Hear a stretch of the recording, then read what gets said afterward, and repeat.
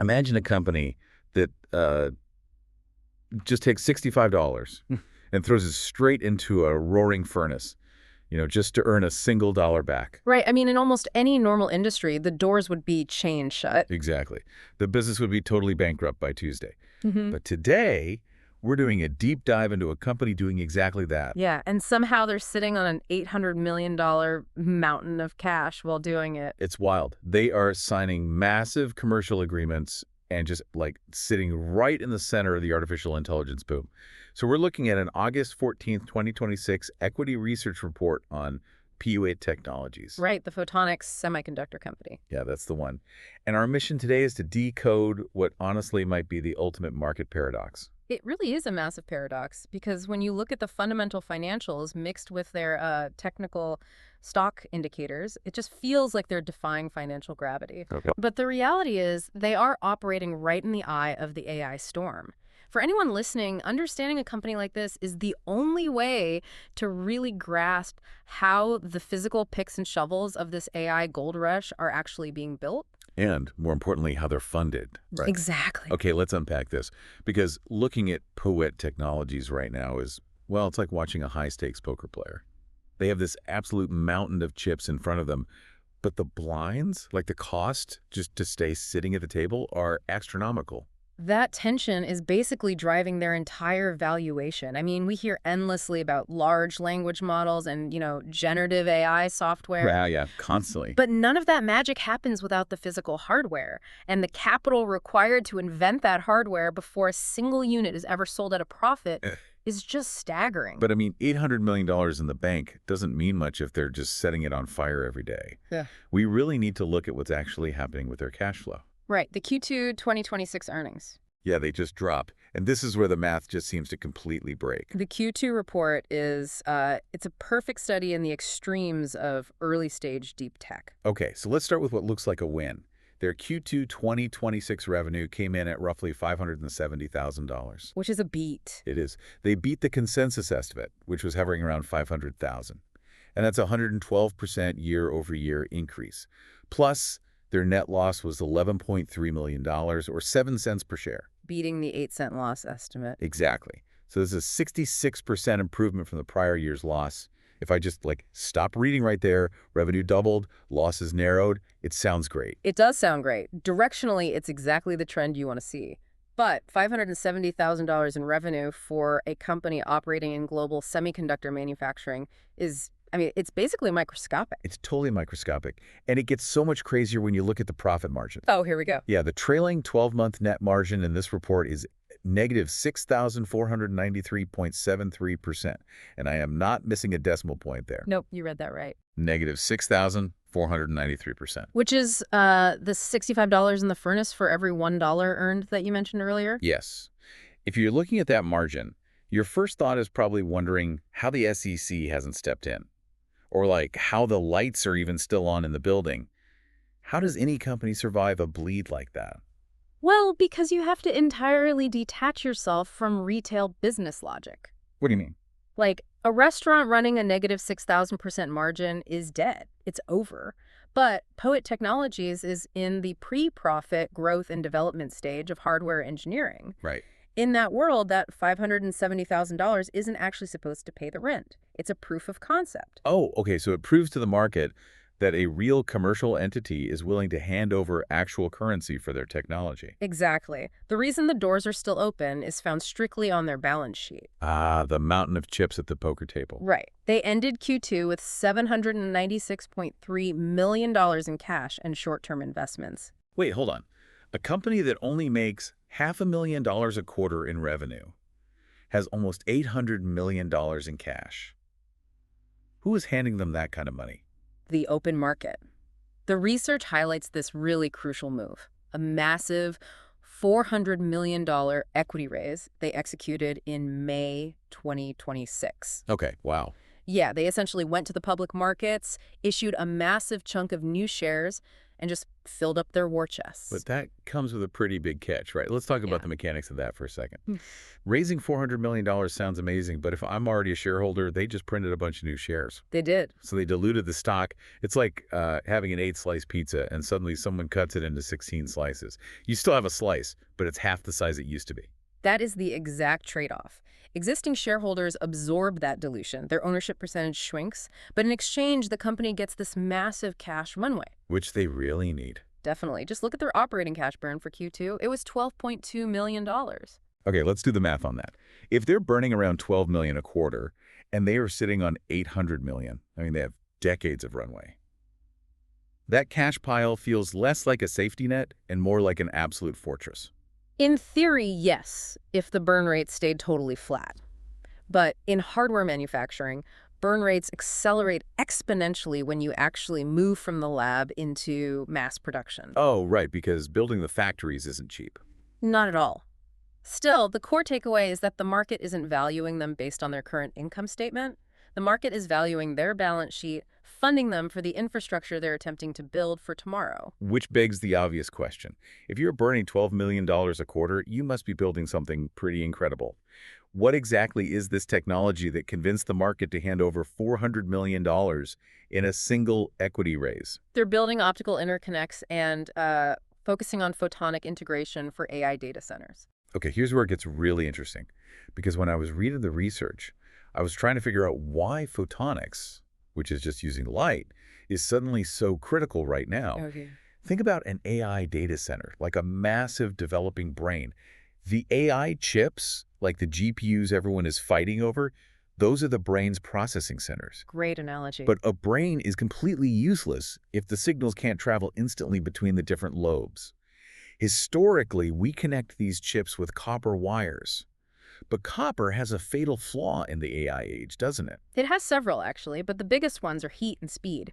As AI models get exponentially larger, you have thousands of GPUs that need to talk to each other simultaneously just to train a model. And pushing that much data through traditional copper electrical connections. It creates a massive bottleneck, the signals degrade, and the copper generates so much heat that data centers have to spend a literal fortune just to keep the cables from melting. That's crazy. So the PRA technology is trying to build this high-speed nervous system using light, using photonics instead of electricity, because it moves faster and generates just a fraction of the heat. And that is the technological moat they are trying to dig. If the connections between the chicks bottleneck, the entire multi-billion-dollar data center essentially grinds to a halt. Wow. Yeah, and the market believes PUET might actually have a viable solution, largely because of the commercial validation we see in the report. They recently landed a $50 million order for something called Lumelins. Which is huge. It is, especially since it has a pipeline potential to exceed $500 million over 5 years. They also signed an agreement with a Tier 1 laser company. Okay, so these aren't just lab experiments anymore. But wait, moving from a prototype to a multi-million-dollar commercial order, Yeah. that requires actually building the things at scale. Which is the single biggest risk factor they face right now. The research points to a defining milestone, the second half 2026 production ramp of their 800G optical engines in Malaysia. And what's the goal there? They have an initial goal of 30,000 units. Okay, let's break that down. 800G. What does that actually mean for the speed of this nervous system? So 800G stands for 800 gigabits per second. To visualize that, it's the equivalent of transmitting hundreds of full high-definition movies across a data center in a single second. Unbelievable. All through a cable as thin as a thread. That is staggering. But the second part of that milestone is the Malaysia ramp-up. 30,000 units. Why is hitting that specific number such a big deal? Like, if they can build one that works, why can't they just build 30,000? Because in photonics, you are dealing with microscopic precision. You're trying to align a laser with a silicon chip at a scale of nanometers. Right. Building one perfectly in a pristine, temperature-controlled laboratory in North America is a triumph of engineering.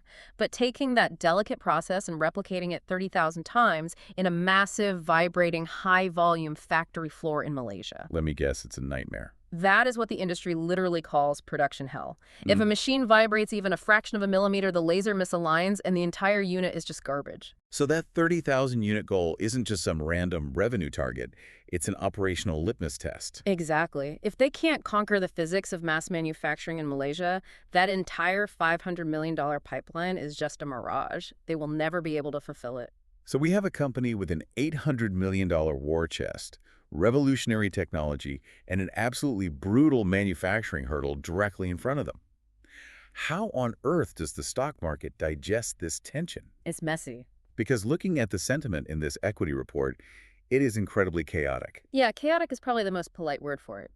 The technical analysis gives us a picture of a stock being ripped in two different directions by totally competing narratives. Let's look at the actual stock movement. As of August 13, 2026, the stock closed at $8.91. And the moving averages tell a really interesting story. They really do. It's sitting above its 20-day moving average and its 200-day moving average, but it's trapped underneath its 50-day moving average. For a bit of context, it's actually up over 70% for the 52-week period, but over the last 13 weeks, it's suffered a brutal 36% drop. Right, so the long-term trend, that 200-day average, shows the market recognizes the long-term potential. But that 36% drop over the last 3 months, that shows intense short-term panic. And when you look at the narrative extremes in the report, it is no wonder people are panicking. The conflict between the facts and the rumors is just wild. Absolutely. On one hand, you have the confirmed bullish news we just discussed, the earnings beat, the $800 million cash surge, the Lumilens deal. But right next to that, the report cites these highly speculative, unconfirmed, bearish rumors. Which really spook investors. Yeah. We're talking about whispers of class action lawsuits and a rumored CEO exit, none of which have any official SEC filings to back them up, by the way. Yeah. And to top it off, there's an editorial report circulating about a lost partnership with Marvell that supposedly severely damaged Pioneer's credibility in the industry. This is just a classic study in headline risk. But how does an investor even process this? If I see an unconfirmed rumor about a lawsuit next to a confirmed $400 million equity raise, my instinct is to run for the hills. Why isn't the stock trading at zero with all this negative noise floating around? Because of the mechanics of how the stock market actually prices in information, markets absolutely hate uncertainty. That makes sense. When an unconfirmed rumor surfaces, like a lost partnership or a lawsuit, the market adopts a sell first, ask questions later mentality. That sharp 36% drop over the 13-week period, that was the market actively digesting those rumors. By the time an average retail investor reads about the Marvell partnership loss on some message board, massive institutional algorithms have already sold off the stock to account for that risk. Oh, wow. So the damage from the rumors was essentially already paid for during that 36% slide. Precisely. The negativity was already baked right into that $8.91 share price. But here is the flip side look at the very recent price action. Over the last 5 days leading up to the report, the stock is actually up nearly 4%. Oh, interesting. Yeah, being above the 20-day moving average shows short-term momentum is recovering. Why?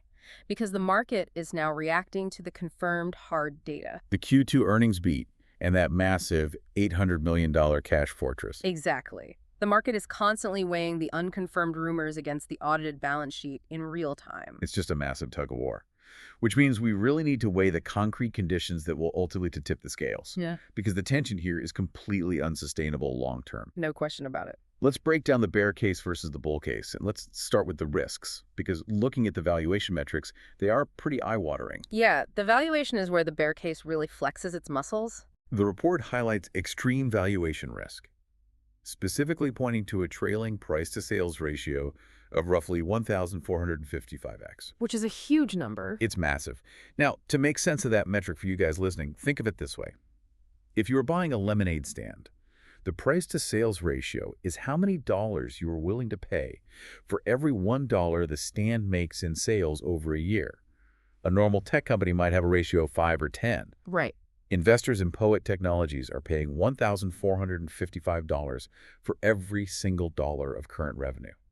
That is pricing in an unbelievable amount of future perfection. It is pricing in a future where they execute flawlessly on every single milestone. And there's also the price-to-book ratio of 3.61x. Combine that with the dilution risk from the $400 million equity raise we talked about, the sustained $12.2 million quarterly cash burn, and the ever-present threat of production delays in Malaysia. That's a lot of pressure. The bear case is basically saying they're priced for absolute perfection, and hardware manufacturing is never perfect. Never. And if even one of those unconfirmed legal rumors eventually materializes into a real SEC filing, the fragile confidence holding up that 1,455x multiple just shatters. That is a terrifying bear case. But then you pivot to the bull case, and it makes you rethink everything. They are sitting on one of the most incredible cash war chests for a company of their size. They literally don't have to worry about the lights going off for a very long time. They really don't. Plus, they have confirmed major AI photonics orders. The multi-year $500 million pipeline is a real number. Plus, contrarian analysts in the report point out that even though the price-to-book ratio is 3.61x now, it is actually recovering from a trough level of around 2.85x. Which suggests the worst of the sell-off, like the real panic, might be behind them. Right. So where does that leave us? Well, if we synthesize all of this data, the balance sheet, the unconfirmed rumors, the 800G technology, it all funnels down to a single bottleneck: execution. The factory in Malaysia. Exactly. The entire medium-term horizon for this company over the next 6 to 12 months hinges completely on that 30,000 unit production goal in Malaysia. If they manage to align those microscopic lasers on a massive factory floor, they prove their technology can scale. And then what?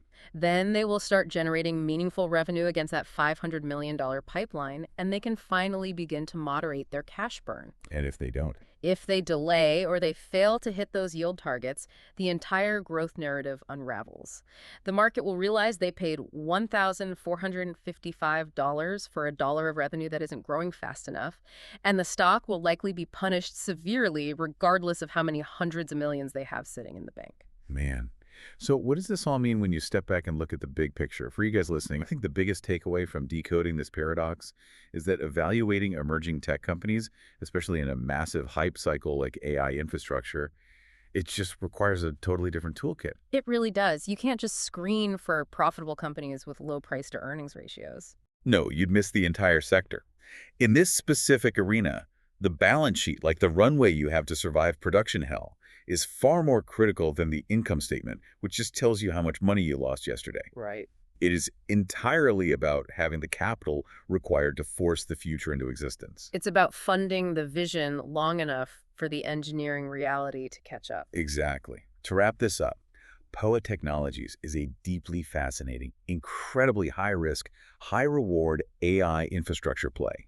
They are heavily funded, they are deeply unprofitable, and their entire immediate future is riding on hitting a critical manufacturing milestone in late 2026. Yep, the pressure is on. They're trying to build the physical nervous system of the AI boom, and the market is analyzing every single rumor and every single dollar burned along the way. It's a high-wire act, for sure, and it raises a much larger, almost uncomfortable question about the fragility of this entire technological revolution. What do you mean? Well, we talk about artificial intelligence as this unstoppable global software force. But the physical reality is that the high-speed optical nervous system required to run the global AI race might rely entirely on a few companies trying to master nanometer precision manufacturing on a factory floor in Malaysia. Wow, yeah. If that supply chain stumbles, or if geopolitical tensions disrupt that singular manufacturing hub, does the entire global AI revolution simply hit a physical bottleneck it can't engineer its way out of? That is an incredible point to end on. It really forces you to realize how dependent the software of the future is on the physical hardware of the present. Thank you for joining us on this deep dive. We'll catch you next time.